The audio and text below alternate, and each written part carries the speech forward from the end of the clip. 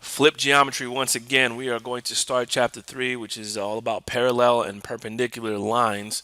Our first lesson, 3-1, talks about parallel lines and transversals. After this lesson, you will be able to identify relationships between two lines or two planes, and you will also be able to name angle pairs formed by parallel lines and transversals. Let's jump right into this with some definitions. Parallel lines are coplanar lines that do not intersect. So you're going to have two lines that are on the same plane that run right alongside each other and will never intersect. So we've got our first line here. We're going to call that one JK. And the second one is going to be LM. And to show that those two are parallel to each other, the notation we're going to use is these two lines straight up and down. So that reads, and I'll highlight it as I read it, JK is parallel to LM. We want to take a close look at the notation of parallel lines on the actual figure. Okay, these two arrows means that those two lines are parallel on the graph. So if I were just to draw two random lines over here off to the side, okay, I would show that those are parallel to each other by just drawing arrows on them. One arrow, or I could do two arrows, but they'd have to have the same amount of arrows in order for those lines to be parallel. So I could draw a third line and put three arrows on it, but this third line would not be parallel to these two lines here. Next, we have skew lines, which are lines that do not intersect and are not coplanar. So these lines cannot be parallel to each other. That's the one thing you have to remember about skew lines, that they cannot be parallel. And as you see by the figure here, line L is going in one direction and is on plane A, and line M is going in the opposite direction. So even though they're never going to meet and they're on different planes, they cannot be parallel to each other. Now, parallel planes are planes that do not intersect. You could think of this as, let's say you had a shoebox, the top of that shoebox and the bottom of that shoebox. That'd be two different planes, and those planes extended out forever, they would never touch each other. Those are what parallel planes are. Let's take a look at the figure here and name all the segments parallel to BC. So if I were to highlight the plane, this front plane that BC is on, okay, we can see that DA is also going to be parallel to line segment BC. Now, if we highlight this side plane that BC is on, we could also see that back here we have another segment, FG, that is parallel to BC. Now those two are obvious to see, but if we look a little further, we can look back here and see line segment EH. Now that is also going to be on a plane that intersects BC. Even though it's not given, you can put a plane in between those two. And also we could also say, because of the fact that BC is parallel to AD and FG, we can easily see that those guys in the back are going to be on the same plane as EH. We can also say that EH, we can then say, what I meant to say was, we can then say that EH is also parallel to BC.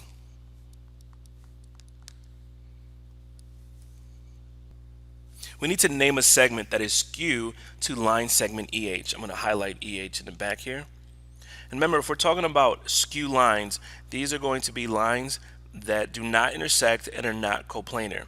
The only ones that fit that definition are going to be AB, DC,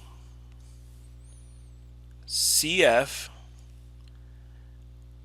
and BG. So again, we've got line segments CD, AB, CF, and BG.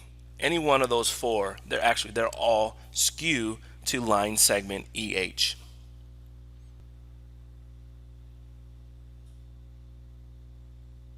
The last thing we're going to do is name a plane parallel to plane ABG. So I'm going to highlight, here's ABG, so it's going to be this plane down here. The only plane that is parallel in this figure to plane ABG is going to be the one on the, remember we talked about planes being parallel.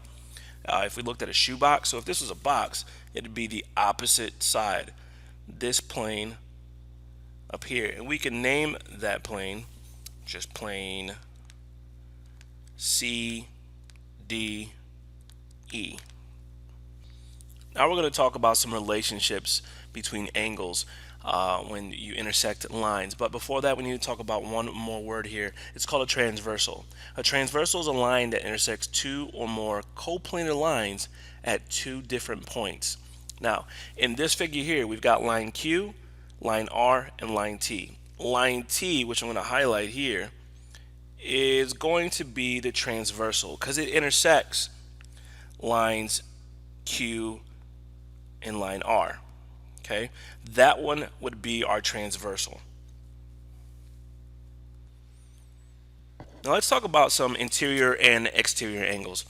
Let's go back to our figure here, and we've got our two lines Q and R that have been cut by a transversal, or not cut by, intersected by our transversal T. Now the four interior angles are going to be the angles that have been formed that lie in between Q and R on the interior. So those would be angles 3, 4, angle 5, and angle 6. Now, exterior angles are going to be the four angles that have been formed on the outside of Q and R. So those are going to be angle 1, 2, and angle 7 and 8.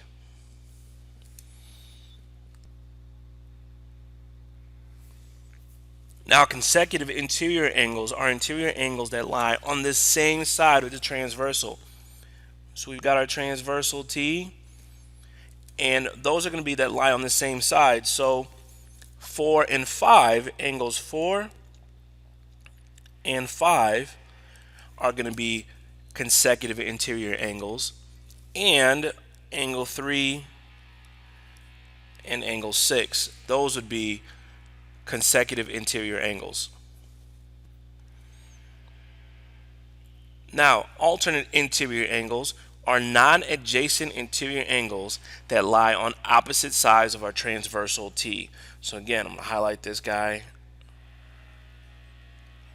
And those angles would be, remember, non-adjacent interior angles that lie on the opposite sides.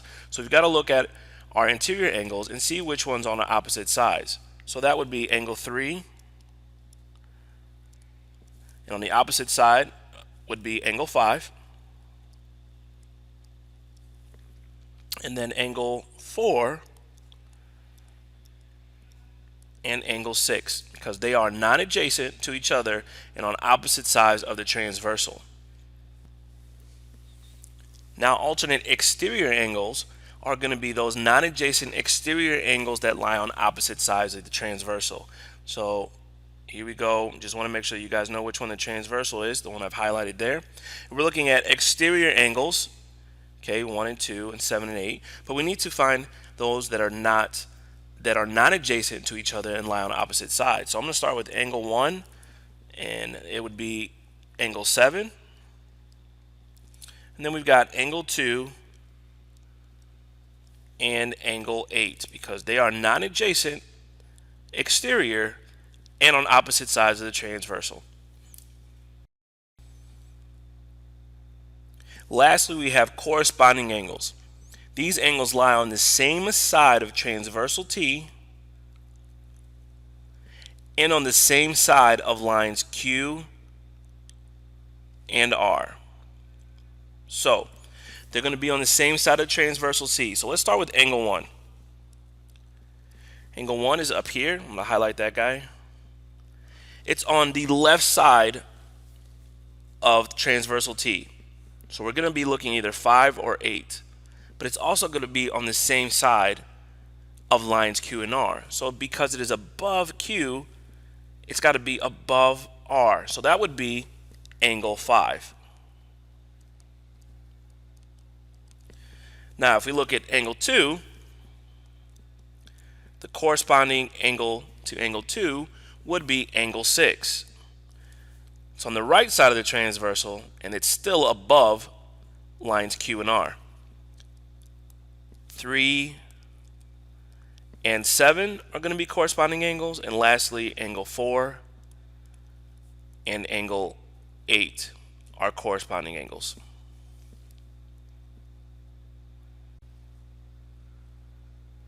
We need to classify the relationship between angle 2 and angle 6 as alternate interior, alternate exterior, corresponding, or consecutive interior angles. So let's take a look at angle 2, which is, I'm going to highlight it right here, and angle 6.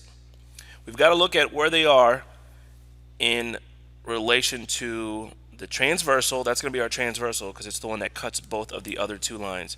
And here are the two lines.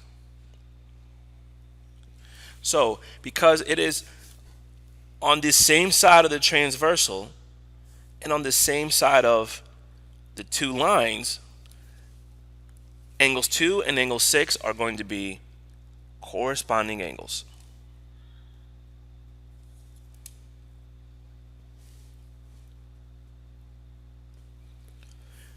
Now we need to look at angles 1 and 7. Again, I'm just going to highlight angle 1 and 7.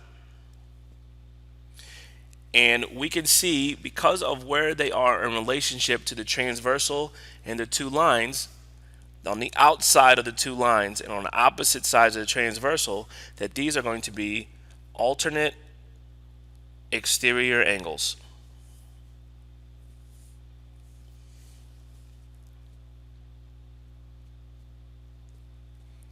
We're going to do the same thing with angle 3 and angle 8. Try to classify them. I'm going to highlight them. Angle 3, angle 8. They are on the same side of the transversal, and they're on the inside and the interior of the two lines. So these are going to be consecutive interior angles.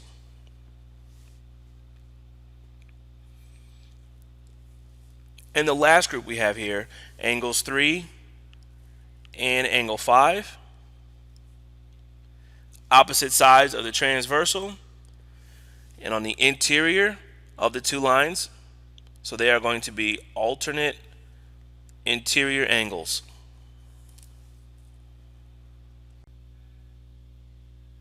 Okay, we're at the end of lesson 3-1, but I would highly suggest you guys taking another look at this video. It wasn't a very long one, but there was a lot in there with some parallel lines, transversals, and definitely take a look again at the angle relationships before coming to class. I'll see you guys in class, and we'll get to work on some problems.